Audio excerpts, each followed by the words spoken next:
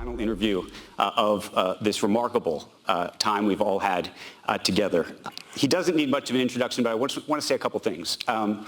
He's the richest person in the world. He may very well be the most consequential individual in the world right now. He runs the most innovative companies in the world: Tesla, SpaceX, Starlink, which is part of that, Neuralink, the Boring Company, X, and his X.AI. And he's disrupted each of these lanes.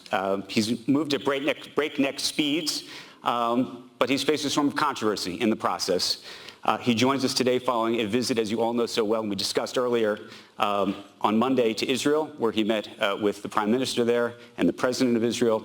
And we're going to talk about everything. And my hope is that we can talk about how he thinks, about his influence, about his power, about all of it. And we're going to talk about innovation and everything else. I want to say just two other things real quick. Sure. We met each other for the first time 16 years ago. Yeah, it's a long time. It's been a long time. And oldest kids were 3. When we first met, I think you were about to deliver your first Roadster. I don't think you had yet. Larry Page was still waiting to get one. Like 2007? 2007, 2008. And I remember Roadster was delivered 2008. I remember going back to the newsroom and saying, I think I just met the next Steve Jobs. Really? And okay, I'm going to hold to that. Okay. I'm going to hold to that. But a lot has happened between when I first met you and now.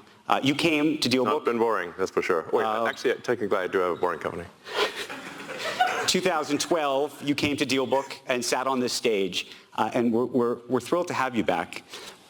But there's been so much that's happened between now and then, and there's been so much that's happened in the past week and a half.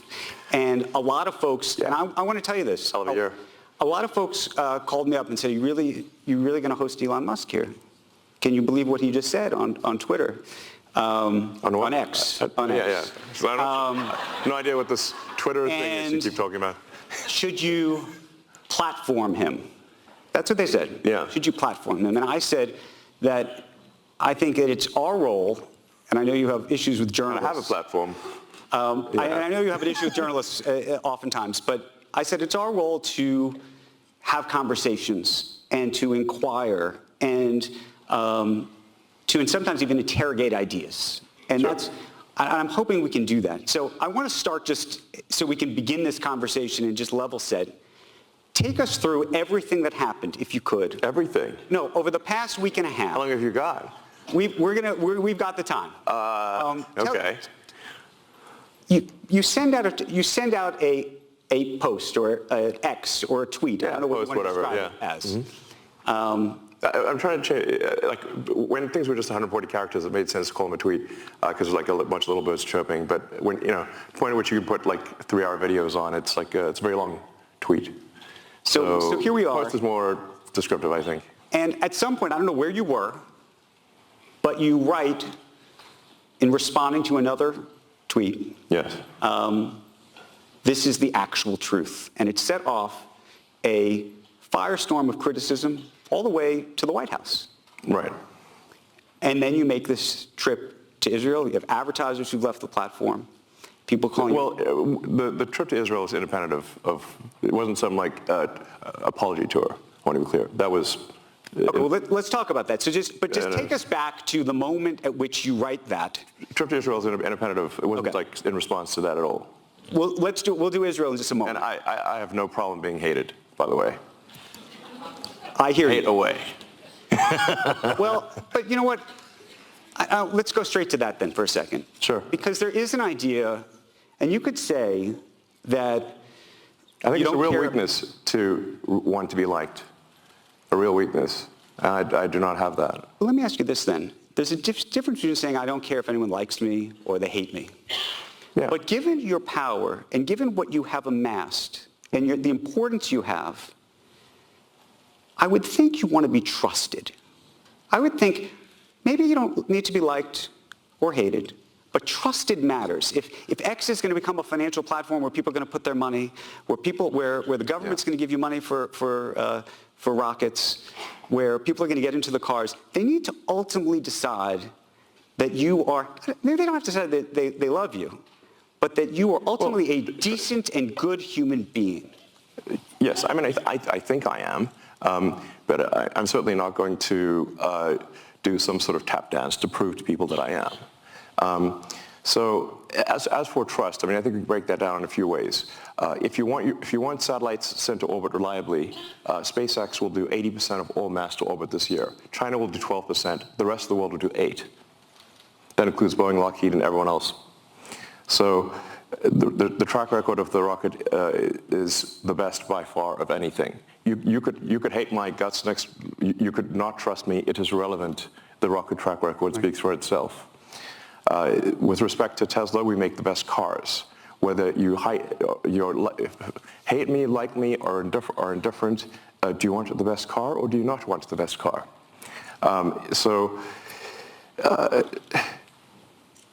So I will certainly not pander. And Jonathan, like, the only reason I'm here is because you are a friend.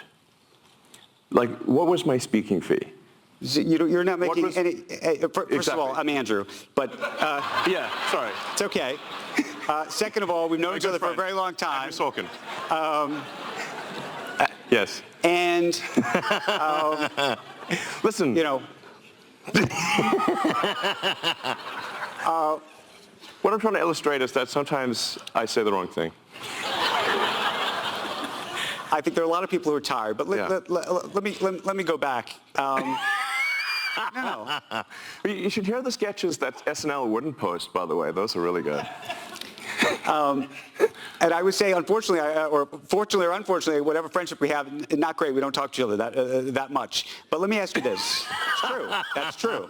Like, where am I? Doesn't return phone calls. Yeah. The point is, I'm here because you're a friend, not because I'm being paid or because I need any validation or anything. It's that we've been friends for 16 years, and I promised you I'd be here, and that's why I'm here. Well, I appreciate you being here. Not for any other reason. But let me ask you this then. Let's just go at it. Just tell me what happened.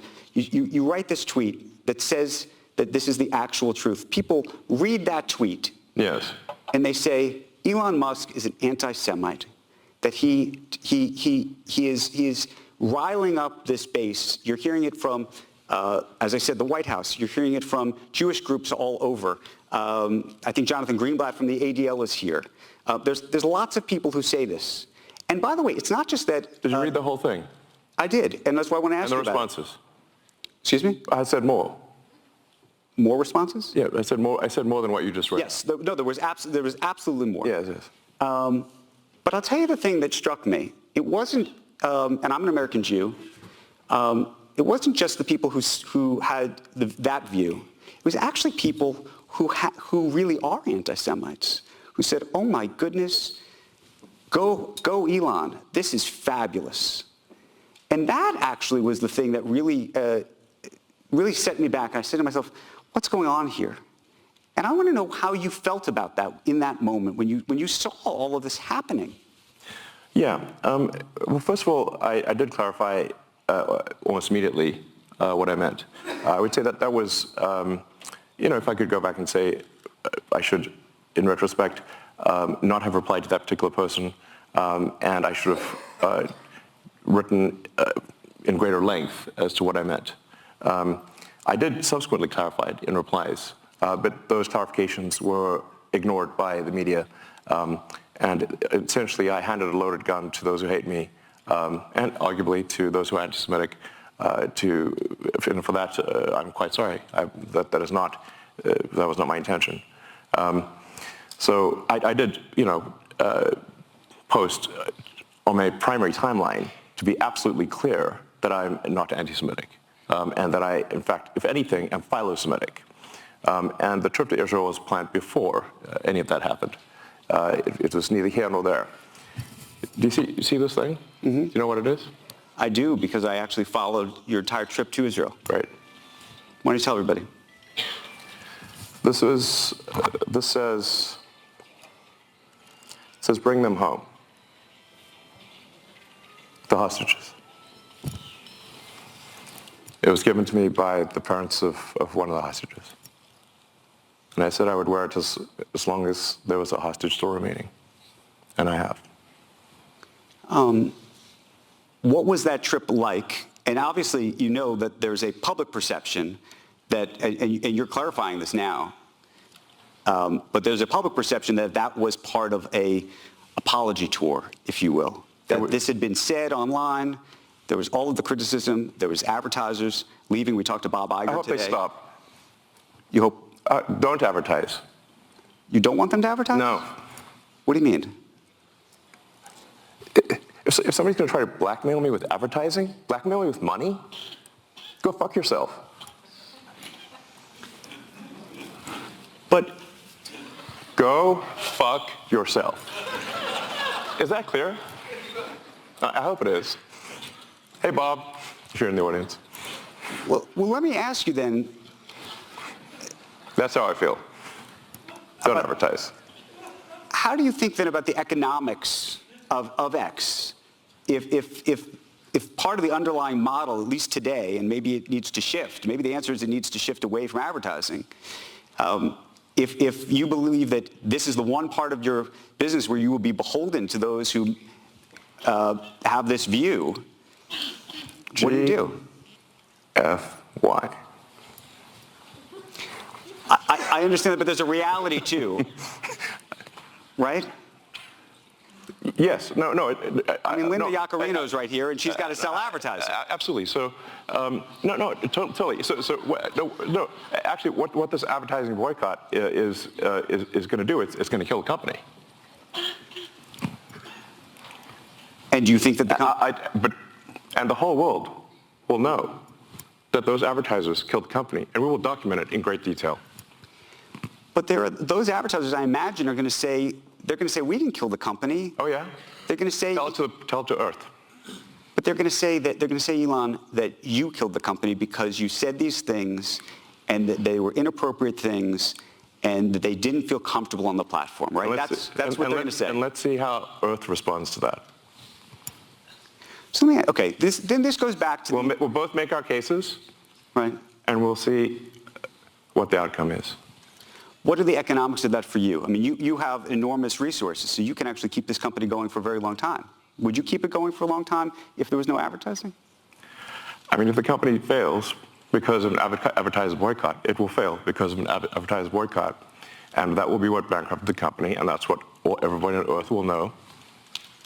But what do you think then of this goes back to the idea of trust, though. Then it'll be gone. And it'll be gone because of an advertiser boycott. But you recognize that some of those people are going to say that they didn't feel comfortable on the platform. And I just wonder and ask you and think about that for a second. Tell it to the judge. But the judge is going to be... The judge is the public. And you think that the public is going to say that Disney is making a mistake? Yes. And they're going to boycott Disney? They already are. Well, there are some that are for lots of different reasons, but you think that this is going to, that you have this goes to actually the interesting of power and leverage. Let the chips fall where they may. Let the chips fall where they may. Can I ask why that is the approach? And I ask it because you've been What's the other approach? Well, you've been very particular about the approach to Tesla. When you think about the engineering involved in that, the approach to SpaceX, the approach to some of the stuff you're doing with AI has been very specific, right? There's not a let the chips fall where they may approach to those businesses, I don't think. No, we focus on making the best products, and Tesla's gotten to where it's gotten with no advertising at all. I understand that. Tesla currently sells twice as much in terms of electric vehicles as the rest of electric car makers in the United States combined. Tesla has done more to help the environment than all other companies combined. It would be fair to say that, therefore, as a leader of the company, I've done more for the environment than everyone else, and any single human on Earth. How do you feel about that? How do I feel about that? Yeah, no, I'm asking you personally how you feel about that, because we're talking about power and influence and... I'm saying what I care about is the reality of goodness, not the perception of it. And what I see all over the place is people who care about looking good while doing evil. Fuck them. Okay?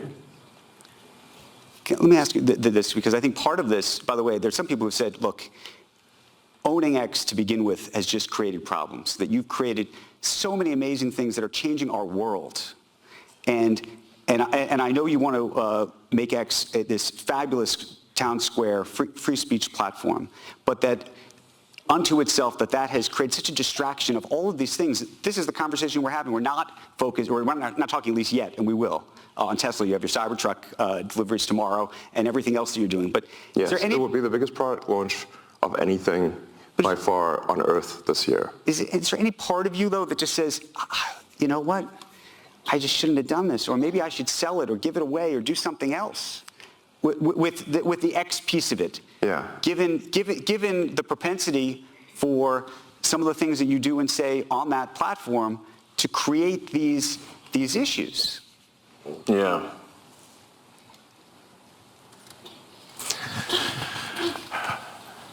Of all the posts I've done on the platform, I think there might be 30,000 or something like that. Right. Once in a while, I will say something foolish. And I have. And I would certainly put that comment, that you said the actual truth, among perhaps one of the most foolish, if not the most foolish thing I've ever done on the platform. And I did do my best to clarify afterwards that, I certainly do not mean anything anti-Semitic in that. The nature of the criticism was simply that the Jewish people have been persecuted for thousands of years. There is a natural affinity, therefore, for persecuted groups. This has led to the funding of organizations that essentially promote any persecuted group or any group with the perception of persecution. This includes radical Islamic groups. Everyone here has seen the massive demonstrations for Hamas in every major city in the West. That should be jarring. Well, a number of those organizations received funding from prominent people in the Jewish community. Right. They didn't expect that to happen. But if you generically, right, without condition, sort of fund, if you fund persecuted groups, in general, some of those persecuted groups, unfortunately, want your annihilation. And what I meant by that, when I subsequently clarified, is that it's unwise to fund organizations that support groups that want your annihilation. Is this coming across clearly? Yeah, no, it is. My question to you, though, I think logically this makes a lot of sense. Is there any part of you, just tell me what happens, though, once all this happens? Let's say you fund a group, and that group supports Hamas, who wants you to die. Perhaps you should not fund them. Right. But you do. Thank you. You do appreciate that when you wade into these very delicate waters, at these very delicate times, yes, that it can create a real, as it created headlines for the past 2 weeks, and economic impact. I'm just so curious what in your brain, when you see all this happening, are you sitting there going, oh my God, I stepped in it, I wish I didn't do that? Are you saying, screw them, I hate these people, why are they after me? But all of that. Yeah, all of that. Look, I'm sorry for that tweet or post. It was foolish of me. Of the 30,000, it might be literally the worst and dumbest post that I've ever done. And I tried my best to clarify 6 ways to Sunday. But at least I think over time it will be obvious that, in fact, far from being anti-Semitic, I'm in fact philo-Semitic. And all the evidence in my track record would support that. Let me ask you this, though. There are people who say crazy things on X, as you know. Maybe you think they're crazy, maybe they're not. The aspiration for X is to be the global town square. Now, if you were to walk down to, let's say, Times Square, right? Do you occasionally hear people saying crazy things? Yes, but they're not. But they don't have the megaphone, right? And that's the conundrum. No, right? They can only say it to the 50 or 100 people that are standing there in Times Square. They don't have a mega. I mean, look, the joke I used to make about old Twitter was it was like giving everyone in the psych ward a megaphone. I'm aware that things can get promoted that are negative beyond the sort of circle of somebody simply screaming crazy things in Times Square, which happens all the time.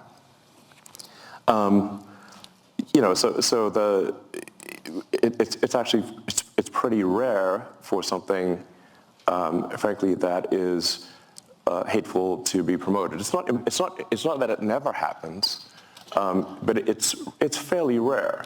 I would encourage people to look at, for those that use the system, when you look at the feed that you receive, how often is it hateful, and over time has it gotten more or less hateful? And I would say that if you look at the X platform today versus a year ago, I think it is actually much better. I mean, what is your personal experience? Are you surprised? I'm just curious. You use this? I use the platform religiously. I So you will would admit notice. to being an addict. You would And I notice. use the For You, and I will say, but now the problem is, because I'm a journalist, I go looking for stuff. Well, that's not our I'm fault. just saying. And because I also think the algorithm, for me personally, because I'm looking for stuff, also is feeding me other things. This is actually a challenge in that, like sometimes people will say, like, why is it showing me, posts from this person that I hate? And we're like, well, did you interact? Also is feeding me other things. This is actually a challenge in that, like sometimes people will say, like, why is it showing me, posts from this person that I hate? And we're like, well, did you interact a lot with this person that you hate? Well, yes. Well, therefore it thinks that you want to interact more with this person that you hate. That's like a reasonable, Let me ask this. You kind of want to have an argument. When you tweet, Yeah.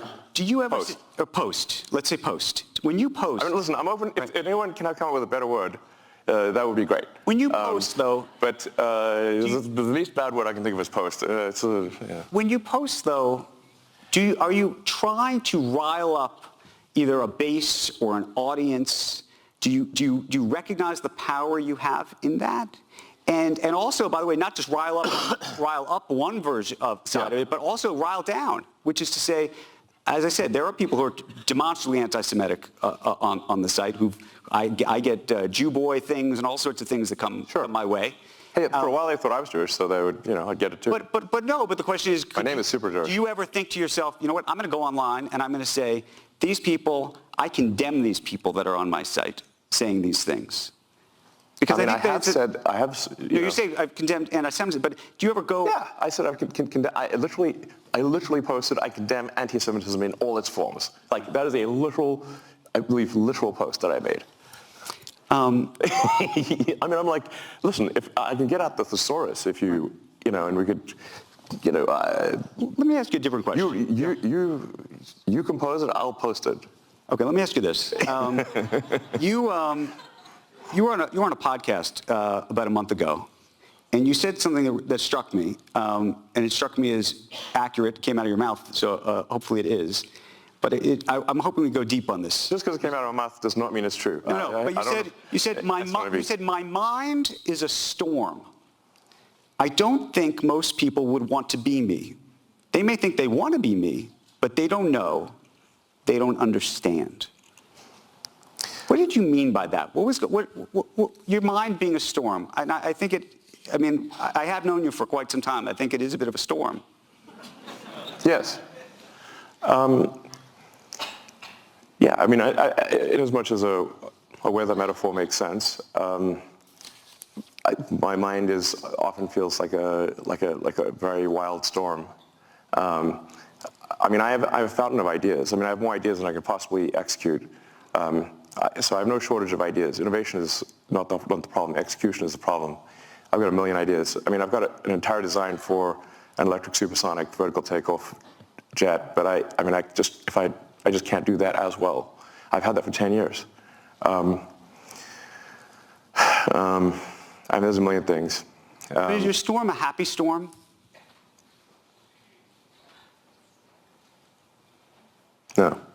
not a happy storm. No. Tell us about that, because I think that actually, when people try to really understand you, I think that there's a lot of this comes from some other place, and I want to talk about that. What do you think that is?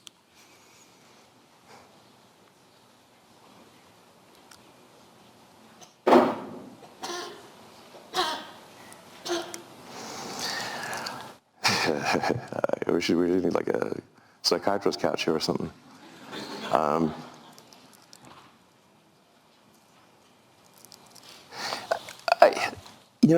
I think to some degree I was born this way, and then I was amplified by a difficult childhood, frankly. But I can remember even in happy moments when I was a kid that it just feels like there's just a rage of forces in my mind constantly. Now this, productively manifests itself in technology and building things for the most part. So, and I think on balance, the output has been very productive. I think the results, as we discussed earlier with SpaceX, Tesla, PayPal, which is still going today. The first internet company that I started, in fact, the first internet company I started, Zip2, was funded by a New York Times company, Yep. Hearst Knight Ridder, and in remember. fact, we wrote some of the software for the New York Times website, Right. and we helped bring online several hundred newspapers that previously were only in print. Now this is in the 90s, which at this point is like, I'm like a grandpa, basically. The 90s and internet feels like a pre-Cambrian era when there were only sponges.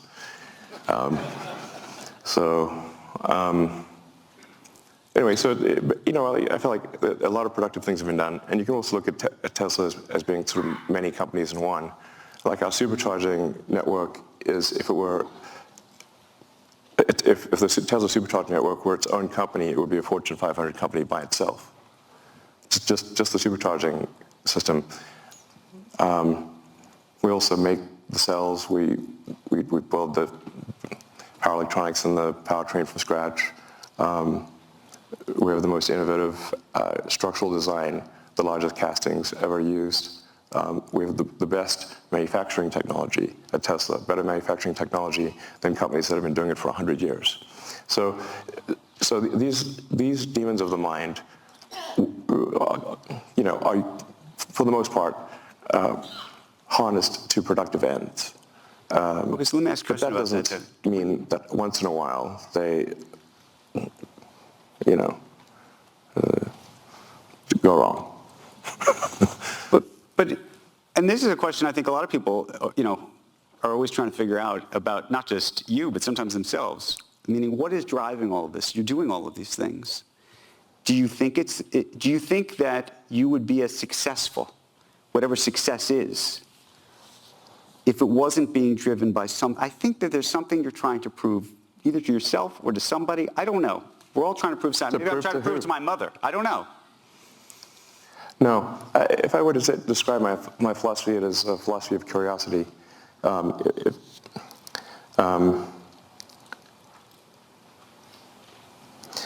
did have this existential crisis when I was around 12 about what's the meaning of life?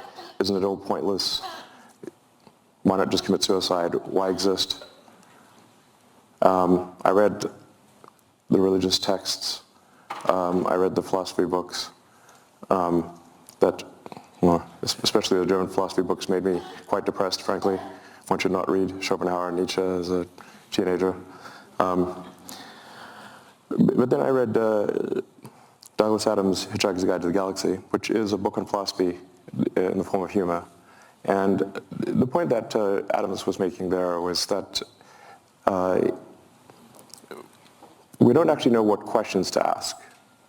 That's why he said that, the answer is 42. Like, basically, Earth's a giant computer, and it came up with the answer 42. But then to actually figure out what the question is, that's the actual hard part.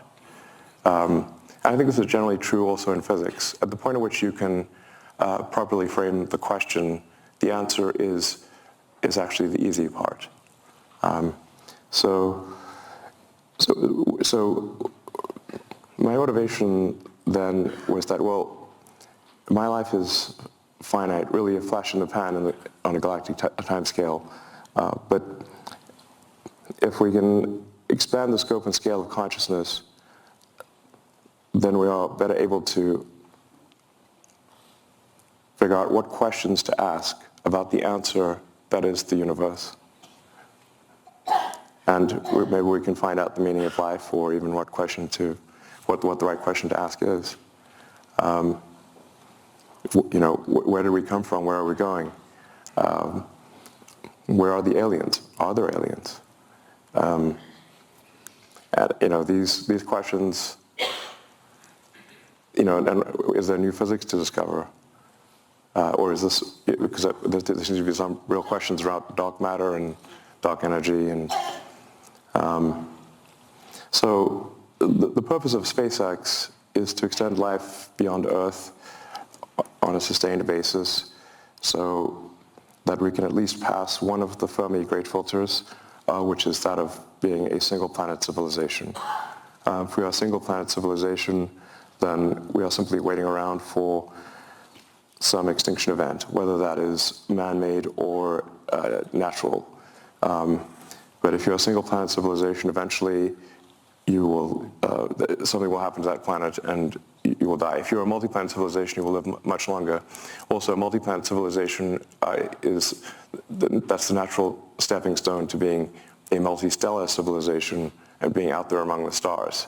So now this, I think, has this is not simply a defensive motivation, but it is also one that gives meaning, man's search for meaning. Can I ask you a different...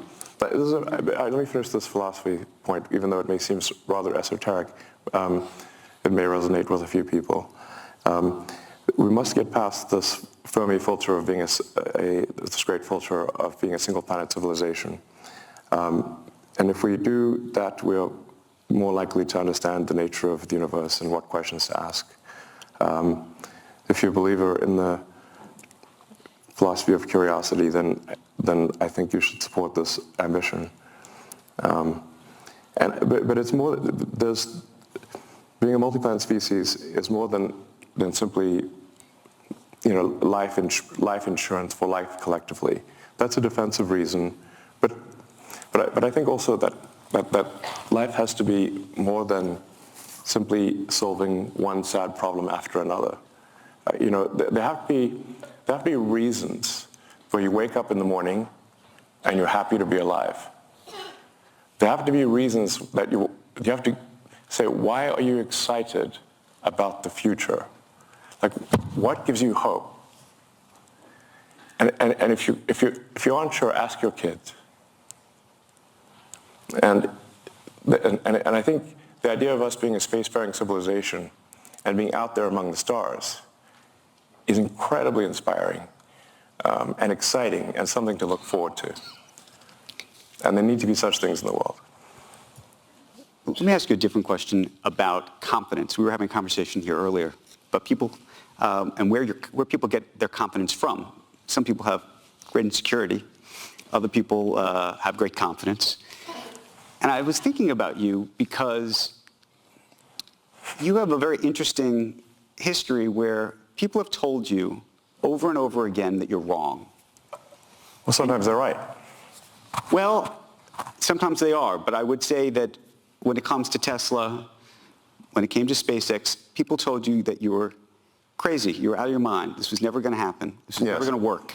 And so the reason I ask you this, though, is now when people say you're wrong, this isn't right, do you look at that and say, you know what, that's like a red flag for me because, I've been told so often that I'm wrong that I know I know I'm right because I've had that experience. Or are there people in your life when they say, you know what, Elon, this is not right. Do you know what I'm saying?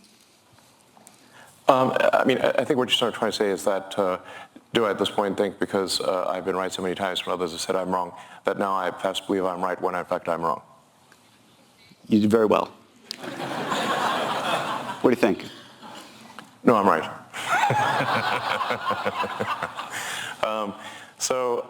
Yeah, no, look, here's the thing. Physics is unforgiving. Physics is unforgiving. So, I mean, I have, these various little sayings I've come up with that physics is the law and everything else is a recommendation. Right. In the sense that you can break any law made by humans, but try breaking a law made by physics. That's much more difficult. So if you are wrong and persist in being wrong, the rockets will blow up and the cars will fail. So this is, we're not trying to figure out what flavor of ice cream is the best flavor of ice cream. Right. Like, if there's 1,000 things that can happen on a rocket flight, and only one of them gets the rocket to orbit. And so being wrong results in failure when dealing with physical objects. But that's the interesting part. So now you've built these great companies that physically, the physics of them are enormously successful. So successful, arguably, that you have leverage over everybody else, right? Nobody else can do Starlink. Nobody else can get nobody else can get the rockets in space yet. Amazon and Jeff Bezos are trying, but they haven't yet. I hope he does. You hope he does? Yeah. I mean, I think, but I actually agree with a lot of Jeff's motivations. I mean, I think, he's, and so let me put it this way. If there was a button I could press that would delete Blue Origin, I wouldn't press it. So I think it's good that he's spending money on making rockets too. It's just perhaps he spend more time on it, but it's up to him. But I should make a point here. So nothing any of my companies have done has been to stifle competition. In fact, we've done the opposite. So at Tesla, we have open sourced our patents. Anyone can use our patents for free. How many companies do you know who've done that? Can you name one? I can't. At SpaceX, we don't use patents. So, I mean, once in a while we'll file a patent just so some patent troll doesn't cause trouble.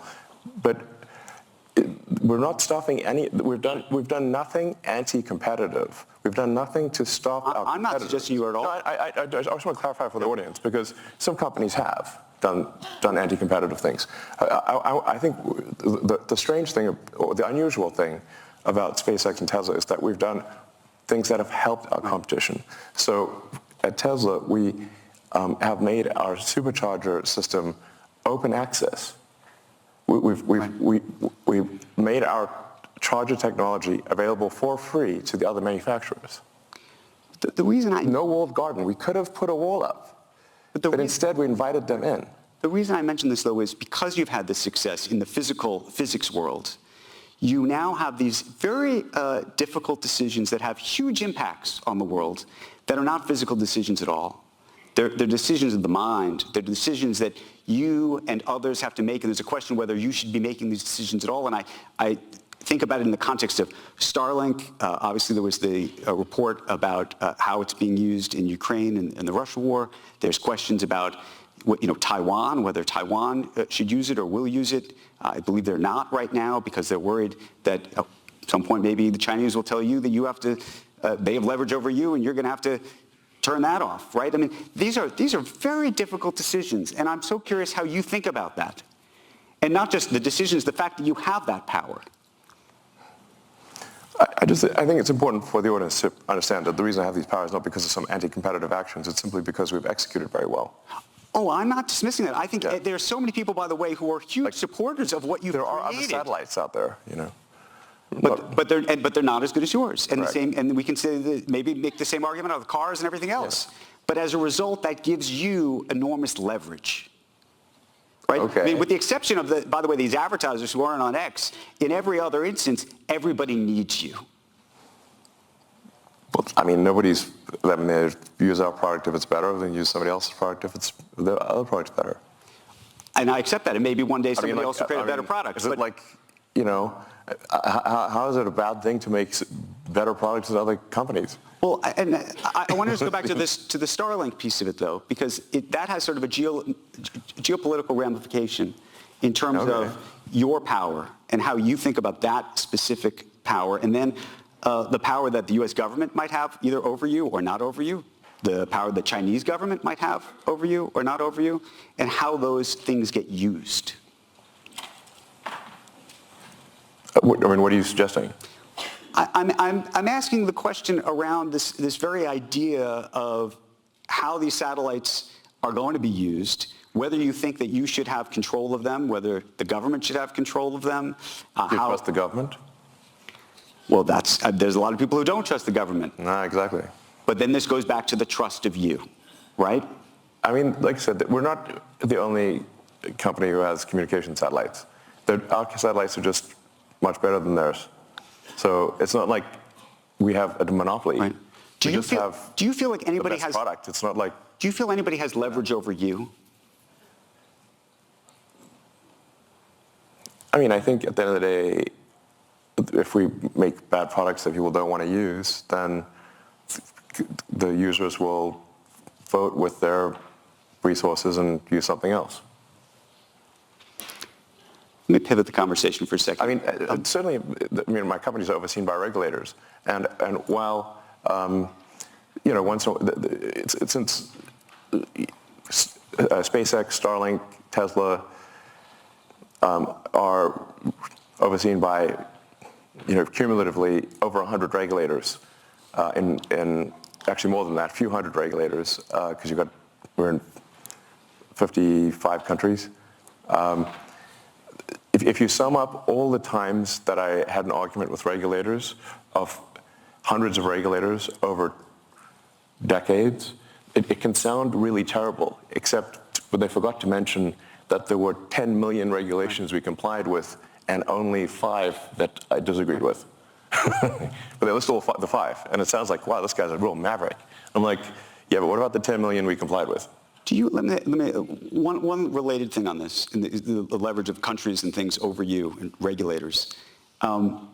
X is this free speech platform. You do business in China, lots of business in China. That's an important part of your business, I imagine. Well, it's not SpaceX. How do you think about the leverage that the Chinese have over you? And do they have leverage over you? And how do you feel about, some people would say, is it hypocritical for you to be doing business in China, or frankly in other countries as it relates to X and other things that don't follow this free speech path that you have espoused? The best that the X platform can do is adhere to the laws of any given country. Do you think there's something more we could do than that? I think it would be very hard, but I just wonder, given the sort of strong philosophical approach that you've been vocal about, whether you say to yourself, maybe I shouldn't be doing business in that country. Well, first of all, Starlink and SpaceX are no business in China whatsoever.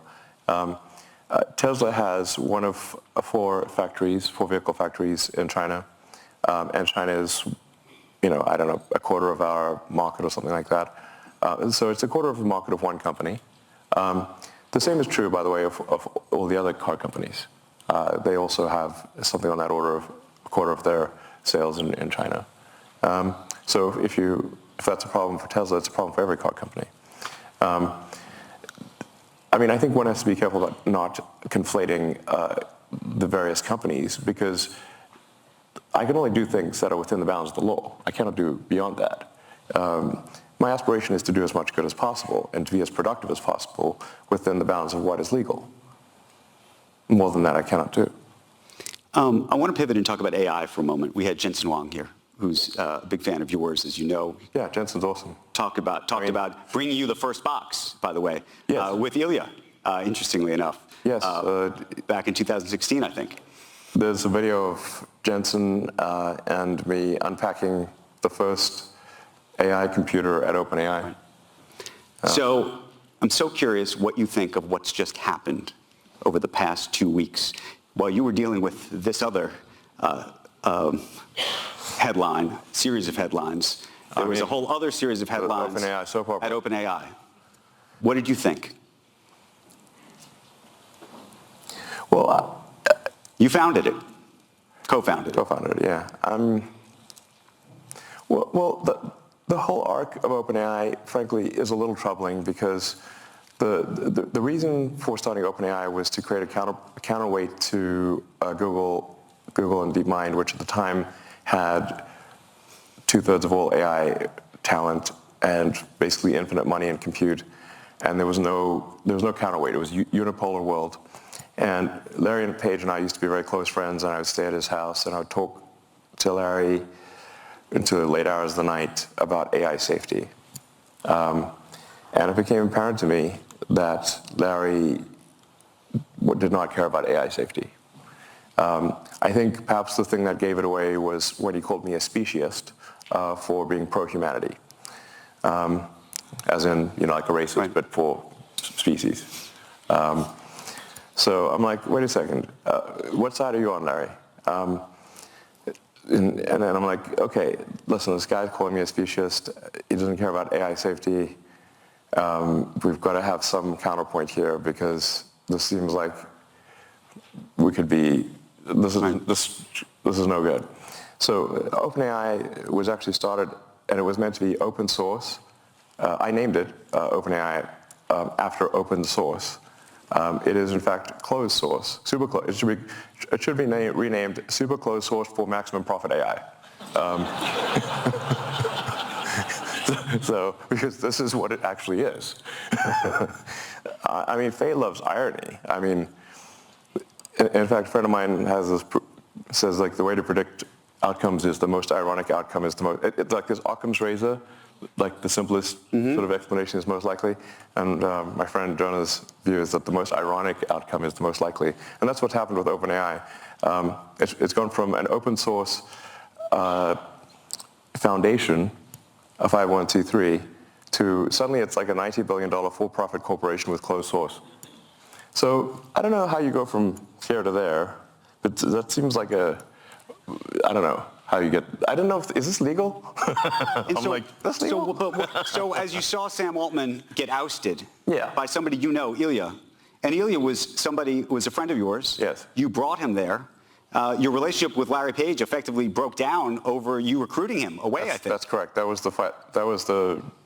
Larry refused to be friends with me after I recruited Ilya. And so here's Ilya apparently saying something is very wrong. I think we should be concerned about this because I think Ilya actually has a strong moral compass. He thinks about, he really sweats it over questions of what is right. And if Ilya felt strongly enough to want to, fire Sam, well, I think the world should know what was that reason. Have you talked to him? I've reached out, but he doesn't want to talk to anyone. Have you talked to other people behind the scenes as this is all happening? I've talked to a lot of people.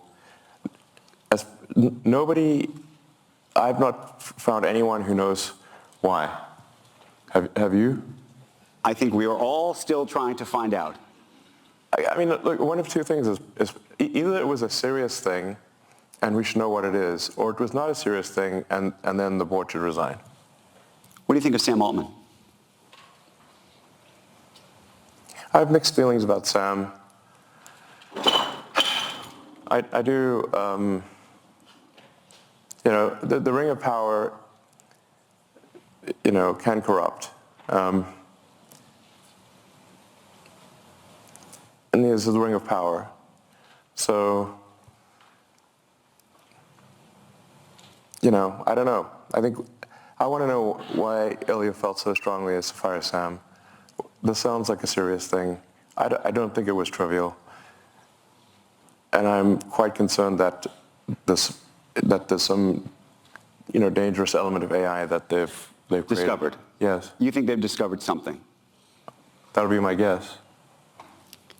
Where are you with your own AI efforts relative to where you think OpenAI is, where you think Google is, where you think the others are? I mean, on the AI front, I'm in somewhat of a quandary here because I've thought AI could be something that would change the world in a significant way since I was in college, I mean, like 30 years ago. But the reason I didn't go build AI right from the get-go was because I was uncertain about which edge of the double-edged sword would be sharper, the good edge or the bad edge. So I held off on doing anything on AI. I could have created, I think, the leading AI company, and kind of OpenAI actually kind of is that, because I was just uncertain if you make this magic genie, what will happen?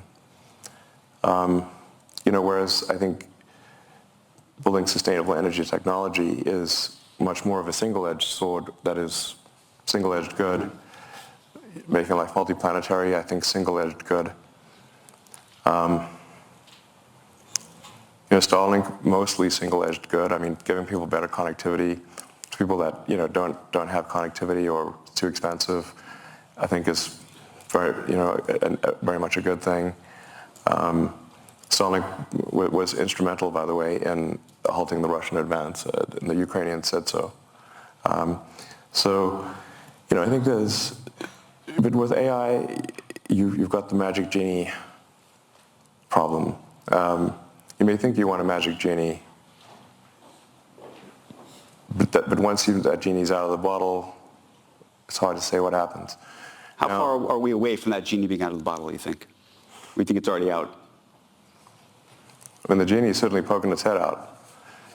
The AGI, the idea of artificial general intelligence, given what you now are working on yourself, and you know how easy or hard it is to train, to create the inferences, to create the weights. I hope I'm not getting too far in the weeds of just how this works, but those are the basics behind the software end of this. It's funny, all these weights, they're just basically numbers in a comma-separated value file. And that's our digital God, a CSV file. I found that funny.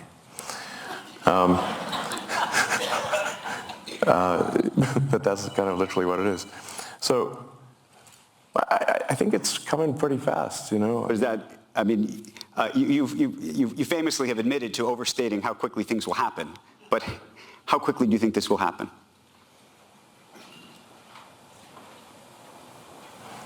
If you say smarter than the smartest human at anything, yep. It may not be then quite smarter than all humans, all machine-augmented humans, because people have got computers and stuff. There's a higher bar. But if you say smarter than any, can write as good a novel as, say, J.K. Rowling, or discover new physics, or invent new technology, I would say that we are less than 3 years from that point. Let me ask you a question about XAI and what you're doing.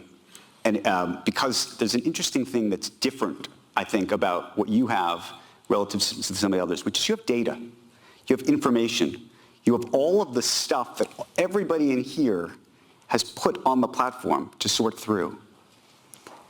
And I don't know if everybody realized that initially. What is the value of that?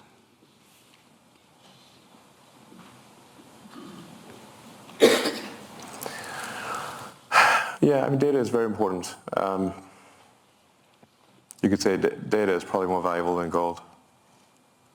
But then maybe you have maybe you have the gold in X in a different way. In a way, again, that I don't know if the public appreciates what that means. Yes, X might be the single best source of data. I mean, it is, there are more, links that people click on more links to X than anything else on Earth. Sometimes people think Facebook or Instagram is a bigger thing, but actually there are more links to X than anything. There's public information, you can Google it. Okay, let me ask you so it is where you would find what is happening right now on Earth at any given point in time. The whole OpenAI drama played out, in fact, on the X platform. So it is one of the, it's not, Google certainly has a massive amount of data, so does Microsoft.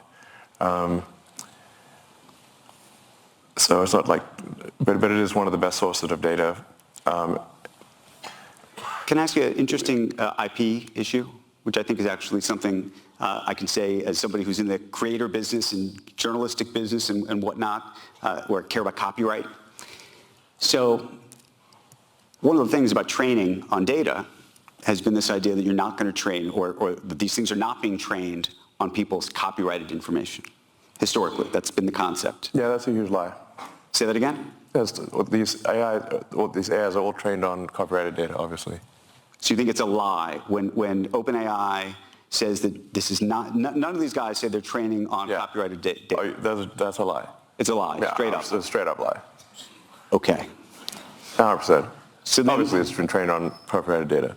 Okay, so let me ask you a second question, which is all of the people who have been uploading, I mean, it's like one every minute, yeah. all of the people who have been uploading articles, the best quotes from different articles, videos to X, all of that can be trained on. And it's interesting because people put all of that there, and those quotes have historically been considered fair use, right? People are putting those quotes up there, and individually, on a fair use basis, you'd say, okay, that makes sense. But now there are people who do threads, and by the way, there may be multiple people who've done an article that has 1,000 words. Technically, all 1,000 words could have made it onto X somehow. And effectively, now you have this remarkable repository. And I wonder how you think about that, again, and how you think the creative community and those who were the original IP owners should think about that. I don't know, except to say that by the time these lawsuits are decided, we'll have digital God. So ask digital God at that point. These lawsuits won't be decided before on a time frame that is relevant. But is that a good thing or a bad thing?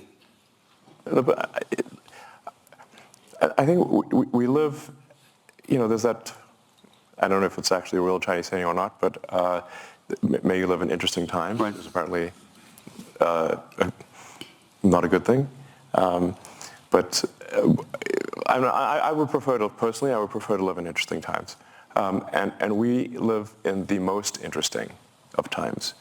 I think, and for a while there, I was like really getting demotivated and losing sleep over the threat of AI danger.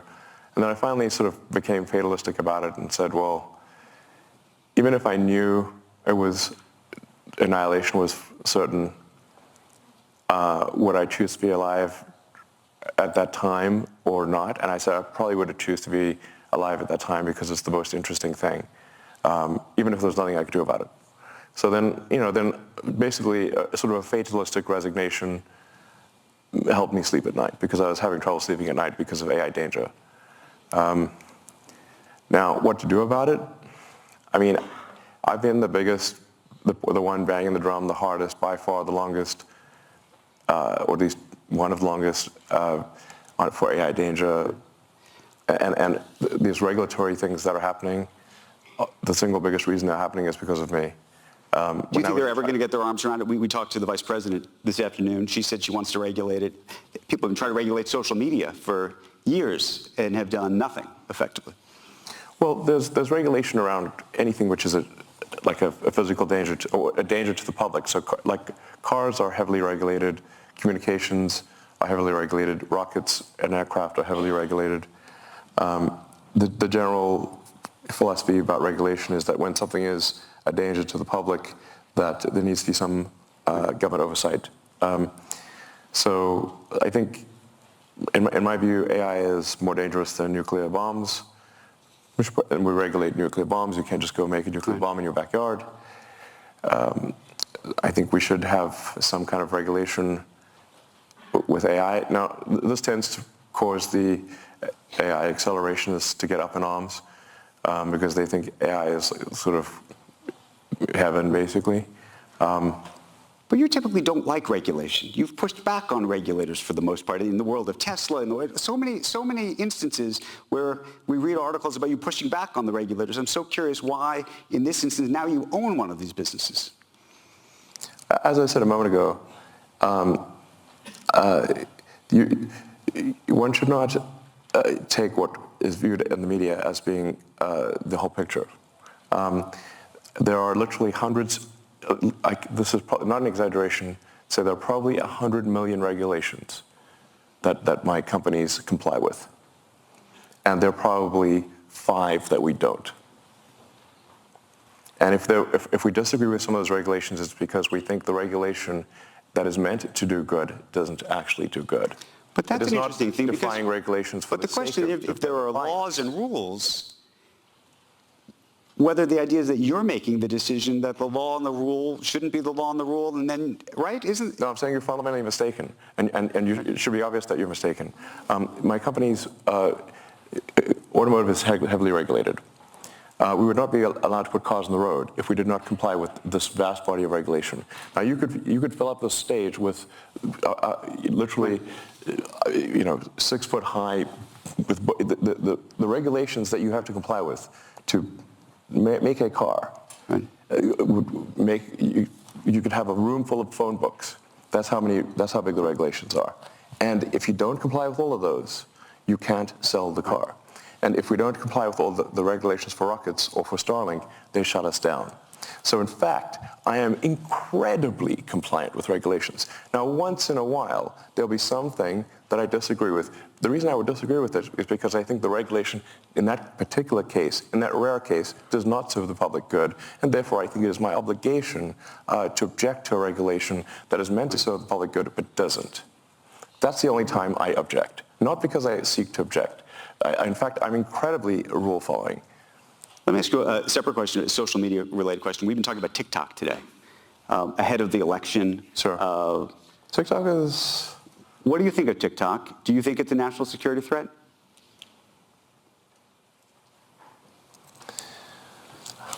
I don't use TikTok. Say that again? You don't? I don't personally use it.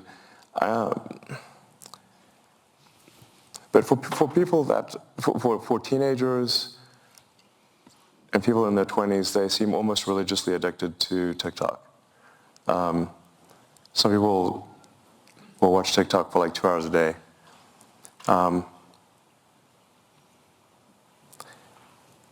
I stopped using TikTok when I felt the AI probing my mind, and it made me uncomfortable. So I stopped using it.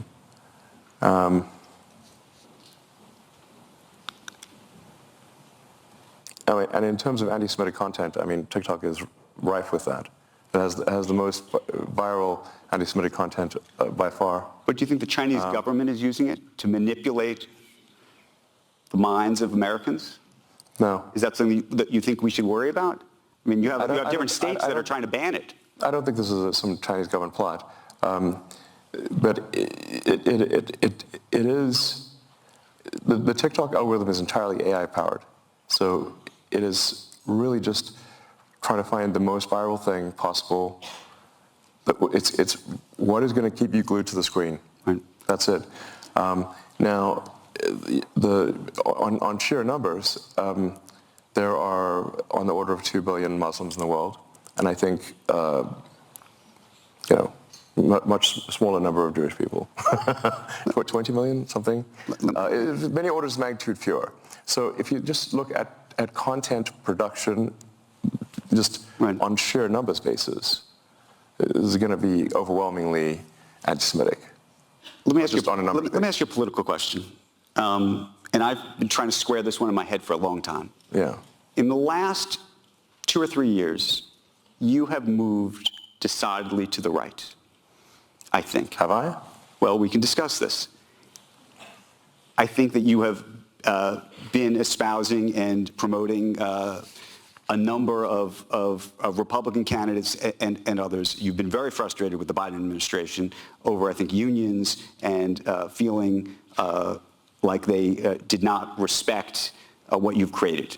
Well, I mean, without any, doing nothing to provoke the Biden administration, they held an electric vehicle summit at the White House and specifically refused to let Tesla attend. This was in the first 6 months of the administration. And we inquired, we literally make more electric cars than everyone else combined. Why are we not allowed? Why are you only letting Ford, GM, Chrysler, and UAW, and you're specifically disallowing us from the EV summit at the White House? We'd done nothing to provoke them. Then Biden went on to add insult to injury and publicly said that GM was leading the electric car revolution. This was in the same quarter that Tesla made 300,000 electric cars and GM made 26. Does that seem fair to you? So, but tell me this then. It doesn't seem fair. And I've asked repeatedly, you've probably seen me. And by the way, I had a great relationship with Obama. So there was not a... So, but then there's I voted this. for Obama. I stood in line for 6 hours to shake Obama's hand. Okay. So let me just ask on a personal level. I can see it in your face. This hurt you personally. And it hurt the company too. And it was an insult to, Tesla has 140,000 employees. Okay. Of the half of them are in the United States. Tesla has created more manufacturing jobs than everyone else combined. So let me ask this then. You've devoted at least the last close to 20 years of your life, if not more, to the climate change, trying to get Tesla off the ground, in part to improve climate. You talked about that.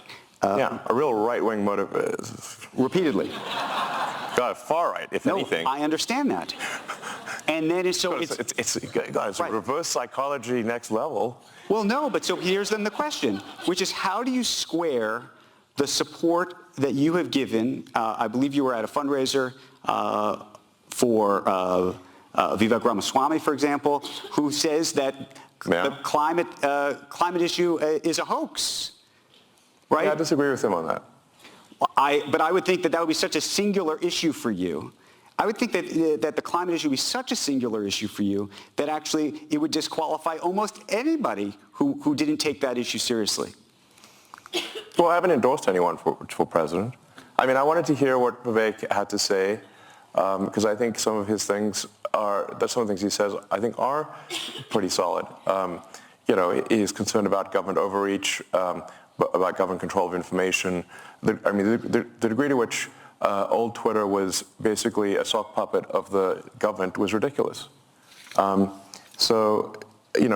seems to me that there's a very severe violation of the First Amendment in terms of how much government control, how much control the government had over old Twitter, and it no longer does.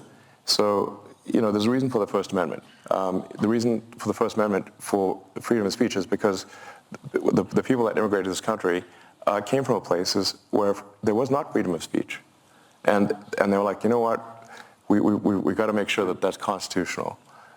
Because where they came from, if they said something, they'd be put in prison, or there'd be,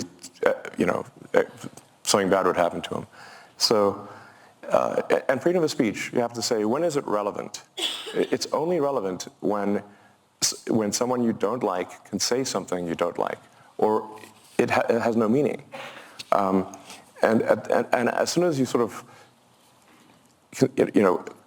throw in the towel and concede to censorship, it is only a matter of time before someone censors you. And that is why we have the First Amendment. Could you see yourself voting for President Biden? If it's a Biden-Trump election, for example?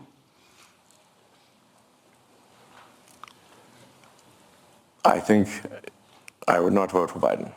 You'd vote for Trump? I'm not saying I'd vote for Trump, but I mean,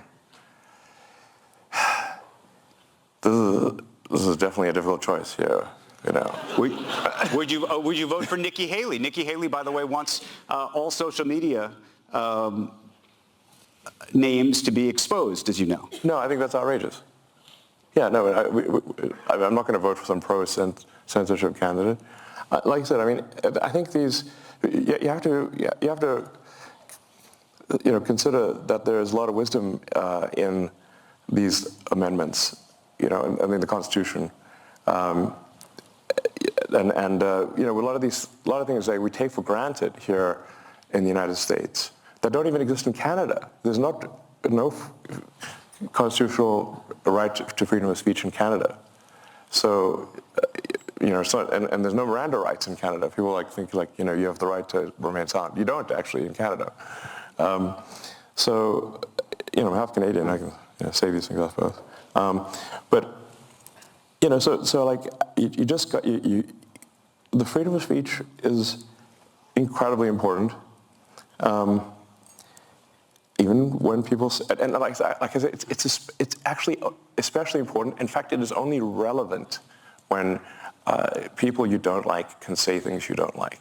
And do you think right now that they're meaningless? You think right now the Republican candidates or the Democrats are more inclined? I mean, this is where you go to, I assume, to woke and anti-woke and the mind virus issue that you've talked about. Which party do you think is more pro freedom of speech, given all the things you've seen? Because we also see, yes. DeSantis, preventing people from reading certain things. Maybe you think that's correct. No, look, we actually are in an odd situation here, where, on balance, the Democrats appear to be more pro censorship than the Republicans. And that used to be the opposite. It used to be, the left position was freedom of speech. I believe at one point, the ACLU even defended the right of someone to claim that they were Nazi or something like that. So they really were the left was freedom of speech is fundamental.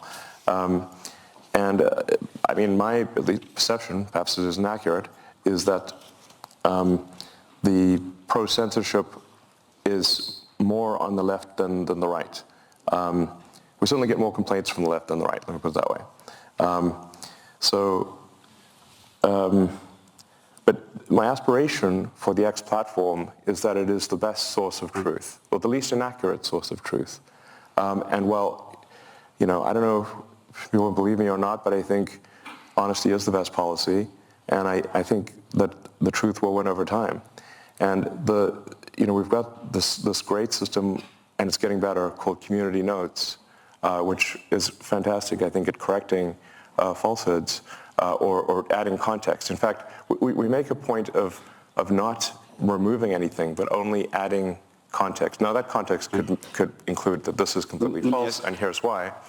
And no one is immune to this. I'm not immune to it. Advertisers are not immune to it. In fact, we've had Community Notes, which has caused us some loss in advertising. Speaking of loss in advertising revenue, if a community note, if there's false advertising, the Community Note will say, "This is false," and here is why. And there's one specific example that is public knowledge, so I'll mention it, which is at one point Uber had this ad which said, "Earn like a boss." And it was community noted, if by boss you mean $12.47 an hour, this did cause at least a temporary suspension of advertising from Uber. I got to ask you a question that might make everybody in the room uncomfortable or not uncomfortable, but it goes to the free speech issue. The New York Times company and the New York Times newspaper, it appeared over the summer to be throttled. What did? The New York Times. Well, we do require that that everyone has to buy a subscription, and we don't make exceptions for anyone. And I think if I want the New York Times, I have to pay for a subscription, and they don't give me a free subscription. So I'm not going to give them a free subscription. But were you throttling the New York Times relative to other news organizations, relative to everybody else? Was it specific to the Times? They didn't buy a subscription. By the way, it only costs like $1,000 a month. So if they just do that, then they're back in the saddle. But you are saying that it was throttled. No, I'm saying. Was there a conversation that you had with somebody? You said, look, I'm unhappy with the Times. They should either be buying the subscription, or I don't like their content, or whatever. Any organization that refuses to buy a subscription is not going to be recommended. But then, what does that say about free speach? And what does that say about amplifying free speech certain is not exactly voices? Free. It costs a little bit. Right, but that's an interesting. It's like in South Park where they say, freedom isn't free, it costs $1.05 or whatever. But it's pretty cheap, okay? It's low cost freedom. I got a couple more questions for you. You're headed back to Texas after this Freedom, cheap. to launch the Cybertruck. Yeah. It's going to be a big launch. But I wanted to ask you right now more broadly just about the car business and what you see actually happening. And specifically, the government put in place lots of policies, as you know, to try to encourage more EVs. And one of the things that's happened uniquely is you have now a lot of car companies saying, actually, this is too ambitious for us. These plans are too ambitious. 4,000 dealers, I don't know if you saw just yesterday, sent a letter to the White House saying, this has gone too far. You're going too far. You had this anti-EV? It was this is going too fast, too far, and that there's not enough demand. Underneath all of this is this idea that maybe there's not enough demand for EVs, that the American public has not bought into they bought into it with your company, but they haven't bought into it broadly enough. Well, I think if you make a compelling electric car, people will buy it, no question about it. Electric car sales in China are gigantic. That's by far the biggest category. Right. And I think that would be the case, it's worth noting, probably the best refutation of that is that the Tesla Model Y will be the best-selling car of any kind on Earth this year. Of any kind, gasoline or otherwise.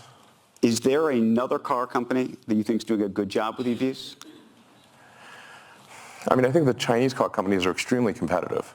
By far our toughest competition is in China. So, there's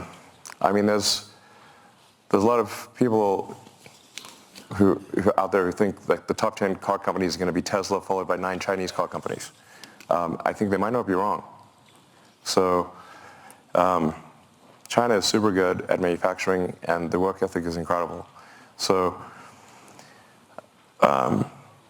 if we consider different leagues of competitiveness at Tesla, we consider the Chinese league to be the most competitive.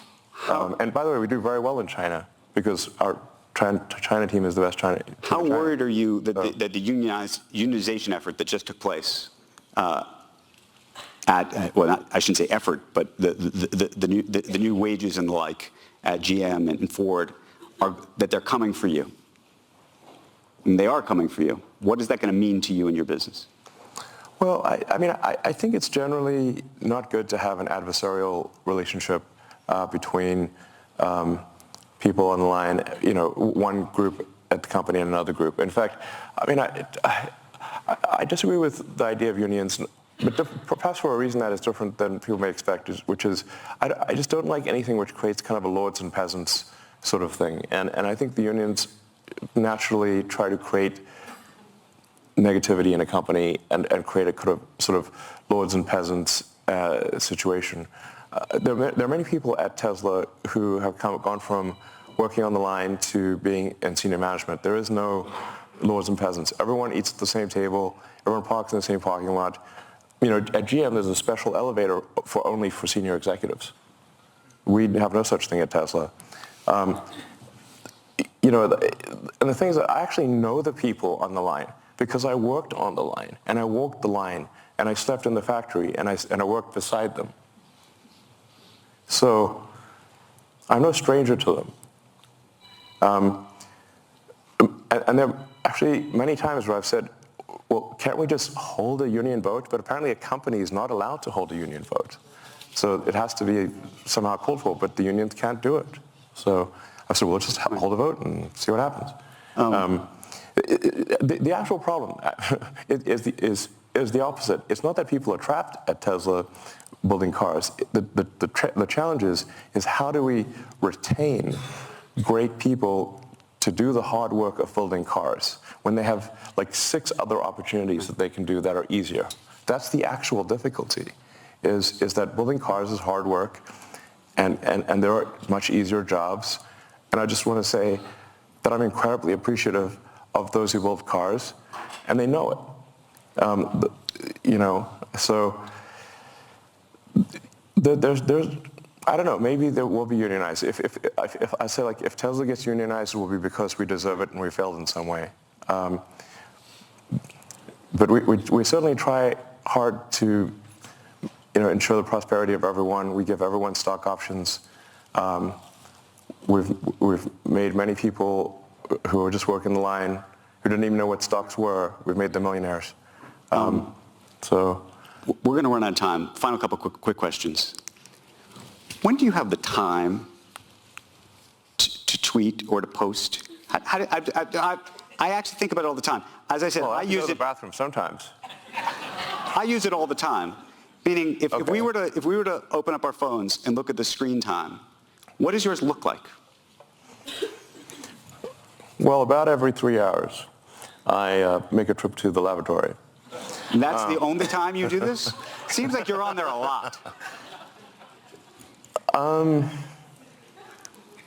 No, I mean, there'll be like brief moments between meetings. I mean, it's not, obviously I have like 17 jobs, so, and no, I guess technically it's work at this point. It is, but I'm thinking just in terms of your mind share. Technically- I mean, by the way, there's a lot of people who should be working who are on this app. Technically posting on Twitter or X is work. It does count as work. So that's, there's that. But no, I mean, I think I'm on, well, I guess usually probably I'm on for longer than I think I am. But I know, but do you think that's 5 hours a day, 4 hours? If you look at the screen time of like number of hours per week, sometimes that's a scary number. It's probably, I don't know, it's a little over an hour a day or something like that. Just an hour a day? If we really looked at this together, do you have your phone with you? Yeah? You want to look? Okay. Okay, here we go. You ready? Screen time. Hit general. Screen time. Sometimes this is a scary number, but... I know. That's why I thought...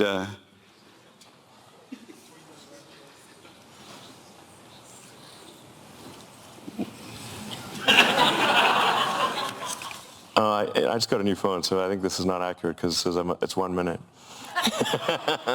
Pretty sure it's more than that. Wait, it's over the week. There we go. Yeah, go to the week.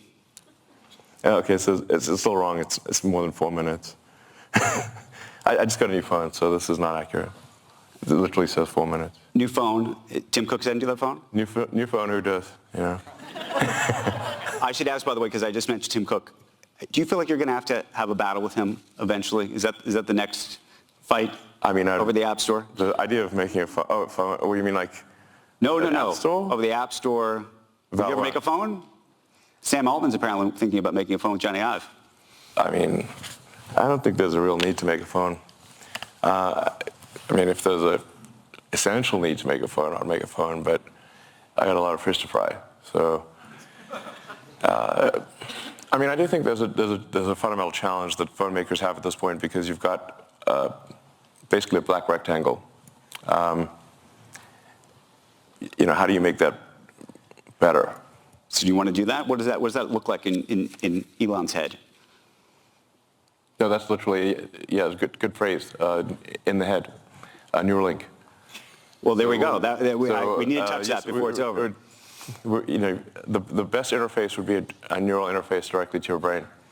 So that would be a Neuralink. How far are we, do you think, from that, and how excited or scary does that seem to be? And we read these headlines, obviously, about monkeys who died, as you know.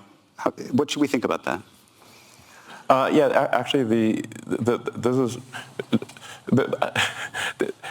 USDA inspector who came by the Neuralink facilities literally said in her entire career she has never seen a better animal care facility. We are the nicest to animals that you could possibly be, even to the rats and mice, even though they did the plague and everything. It is like monkey paradise. The thing that gets conflated is that there were some terminal monkeys where, this is actually several years ago, where the monkeys were about to die. And we're like, okay, we've got an experimental device. It's the kind of thing we should only put on a monkey that's about to die. And then, now the monkey died, but it didn't die because of the Neuralink. It died because it was, had a terminal case of cancer or something like that. So Neuralink has never caused the death of a monkey. It's the best, unless they're hiding something from me, it has never caused the death of a monkey. And in fact, we've now had monkeys with Neuralink implants for like 2-3 years, right, and they're doing great. So, and we've even replaced the Neuralink twice, and we're getting ready to do the first implants hopefully in a few months. The early implementations of Neuralink, I think, are unequivocally good. Speaking of the double-edged sword, I think these early implementations are single-edged sword, because the first implementations will be to enable people who have lost the brain-body connection to be able to operate a computer or a phone faster than someone who has hands that work. So you can imagine if Stephen Hawking could communicate faster than someone who had full body functionality, how incredible that would be. Well, that's what this device will do. And we should have proof of that in a human, hopefully in a few months. It already works in monkeys and works quite well with monkeys that can play video games just by thinking. So, and the next application after the sort of those, dealing with tetraplegics and quadriplegics is going to be vision. Vision is the next thing. So it's like if somebody has lost both eyes, or the optic nerve has failed, basically where they have no possibility of having sort of some ocular correction, that will be the next thing for Neuralink, is a direct vision interface. And in fact, then you could be like Geordi LaForge from Star Trek. You could see in like any frequency, actually. You could see in radar if you want. 2 final questions, and then we're going to end this conversation, which I think has taken everybody inside the mind of Elon Musk today. Not as well as Neuralink will, though.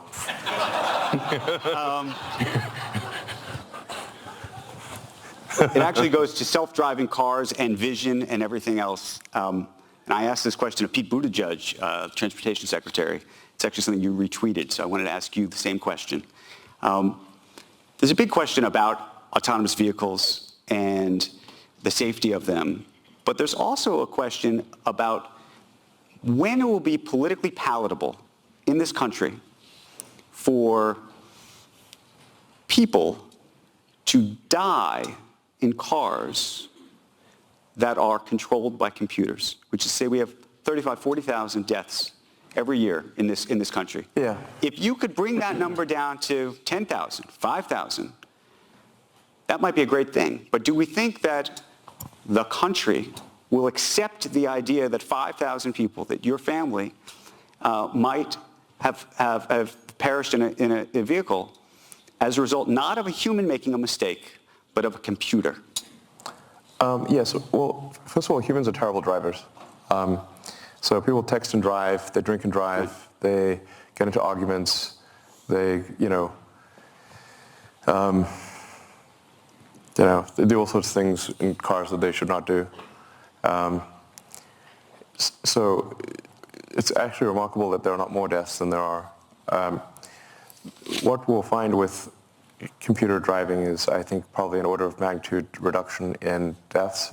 I think, and the U.S. has actually far fewer deaths per capita than the rest of the world. If you go worldwide, I think there's something close to 1 million deaths per year due to automotive accidents. So I think computer driving will probably drop that by 90% or more.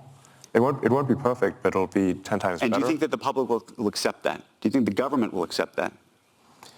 Well, in large numbers, it will simply be so obviously true that it really cannot be denied. And what do you think? I know we've talked about the timeline before, and I know people have criticized you for putting out timelines that may not have come true just yet. But what do you think it really is? And by the way, do you ever say to yourself, I shouldn't have said that? Sure, of course. Wait, I should have said that.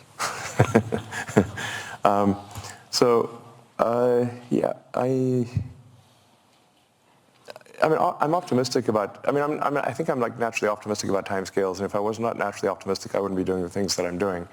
I certainly wouldn't have started a rocket company or a car company if I didn't have some sort of pathological optimism, frankly. As you pointed out, many people said they would fail, and in fact, I agreed with them. I said, yes, it probably will fail. And they're like, okay. But I thought SpaceX and Tesla had less than a 10% chance of success when we started them. Yeah, anyway, but the self-driving thing is I've been optimistic about it. We've certainly made a lot of progress. If anybody has tried, has been using the sort of full self-driving beta, the progress is, every year has been substantial. It's really now at the point where, in most places, it'll take you from one place to another with no interventions. And the data is unequivocal that supervised full self-driving is somewhere around 4 times safer, or maybe more, than just human driving by themselves. So I can certainly see it coming. Actually, really, But do you think it's another 5 or 10 years? I mean, people say... No, definitely not. Definitely not. And do you feel like investors have invested in something that hasn't happened yet? Is that fair to them? And that's the other question that people have about that. Well, I mean, I think they've all, with rare exception, thought it wasn't happening. So they were investing despite thinking, they're very clear that they don't think it's real. So they're not saying, oh, we just believe everything Elon says, hook, line, and sinker. But the thing is that, I mean, it would be a fair criticism of me to say that I'm late, but it isn't. But I always deliver in the end. Let me ask you the final question. I took note of this. It was November 11th, and you took to Twitter and you wrote only 2 words. You said, amplify empathy. Right. I was taken aback by that, given all the things that have been going on in the world. Do you remember what you were thinking? Well, I think it's quite literally. I understand it, but what was going on? Why did you write that? Well, I was encouraging people to amplify empathy. Literally. I tend to be quite literal. But was there something that had happened that you had seen that you said to yourself, I want to say that? I think I was talking to some friends, and we all agreed that we should try to amplify empathy, and so I wrote amplify empathy. If you wanted an unvarnished look inside the mind of Elon Musk, I think you just saw it. Look, sometimes it's pretty simple, you know. Elon Musk, thank you very, very much for the conversation. All right, thank you. Appreciate it very, very much. Thank you. Thank you so much. Here, take that.